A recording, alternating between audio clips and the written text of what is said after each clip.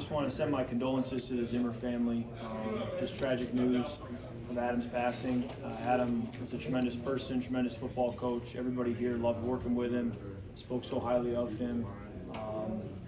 So it's just tragic. It's tough to deal with, and just praying for the family and thinking of them. And then shift into football. Obviously, getting TJ was big news yesterday, and excited about having him here and what he can bring for our offense, especially in Irv's absence. And I think I've watched a lot of him on tape, and he's just a very capable player. There's a reason he was drafted so highly. He's very intelligent, played a lot of football, and there's certainly a challenge of getting him caught up to speed in a short amount of time. But I know he's going to put all the work in and be up for the task, and so we're excited to have him.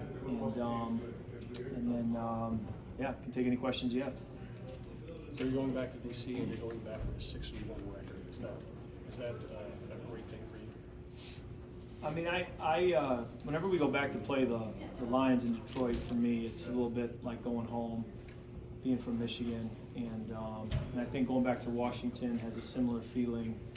To spend 6 years there, have a lot of great memories, and just think very highly of a lot of the people that I worked with there, coaches and players and teammates, and so bring back a lot of those memories when I go back. Kirk, why do you think it didn't work out long term in Washington? You obviously played on franchise tags multiple years. Why do you think it didn't work out for him? I would say they're probably a combination of reasons. I think anytime you go 500, it's a league that you want to win, and you got to win. It's what have you done lately, and you're only as good as your last play. And so I think when you're 500, it's hard to have that staying power. In really any place. Did they offer you contracts that you turned down because it wasn't enough money-wise, or you just wanted to move on? What happened there? Chris, I'm not going to get into all that. It's something that was well documented when we went through it, but I just have the best memories of my time there, really, and feel very positively about every experience. What does it mean for players for Kwesi to go out and get that player TJ's capability? When you're 6-1 and things are going well, but still looking to upgrade, the roster. Well, I think it's important that you get the right fit, the right kind of player.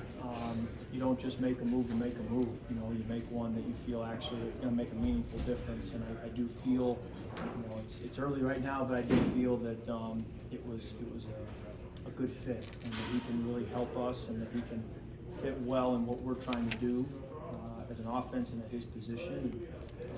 Now the work begins, for all of us on offense, coaches, players, kind of getting him comfortable to where we can make up a lot of time that we just don't have. As you've looked at some of those, you've had a few more years, mid-season kind of additions to the offense as far as accelerating that chemistry. Yeah, every guy's a little different in terms of what their background is, what their comfort level is. I remember when we picked up Aldrick Robinson after week 2 in 2018.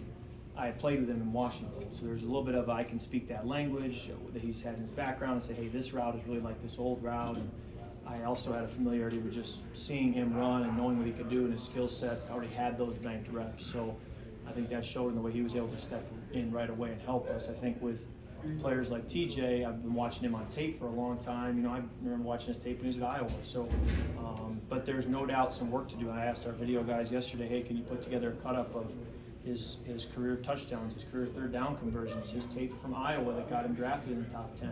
I want to see these things. I want to see him at his absolute best, see what he's done as a player, and that'll help me better understand him when I'm with him in the game. What's your sense as you looked at this offense when you first got into it of what the tight end can do, and how much sort of meat is left on that bone still to accomplish there?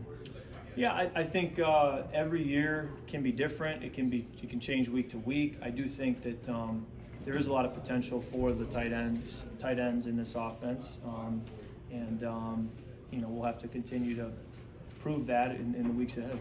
Kirk, when you talk about watching film of him at his best, how does that help you kind of help him? What kinds of things do you take from that and incorporate into your game? Yeah, I think it helps to watch a player at their best, because you say, okay, this is what they're capable of. If they're not doing that, then it's somebody else's fault, if that makes sense. And so I want to see them at their absolute best. What's their ceiling? And then it's my job to access that ceiling as much as possible. And so, but you also don't want to ask too much of someone also. So you want to understand, hey, maybe that's not their game, that's not their skill set, that's not their natural wiring, and so let's not ask them of that. And if we do ask them of that, we're going to be disappointed. So you want to understand a guy's ceiling and then work with them. Is that kind of like, for example, if the guy makes a tough catch in traffic, knowing that he can do that, but then saying, I don't want to have to force him to do that often? Well, I think it's everything from awkward catches, catches that are not right on their body, on their frame. I think it's intermediate routes, deeper routes, short routes, coming out of cuts, redirecting. It's even pass protection. It's run game. It's where are they comfortable? Where we've been asking too much of them, and you want to do that with a lot of players. You usually get to do that by just practicing with them and observing it. You go to the tape when you really don't have the ability to watch off practice.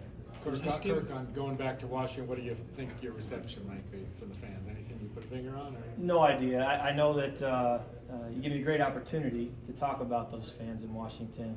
I think so highly of them as well. Had a great experience, with them. I remember from my very first training camp. And I've really had the privilege of playing for two teams in this league that have a great deal of history.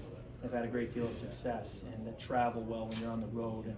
And not every team has that. And so I've been blessed to play for those two teams, and it was a very positive experience. What was your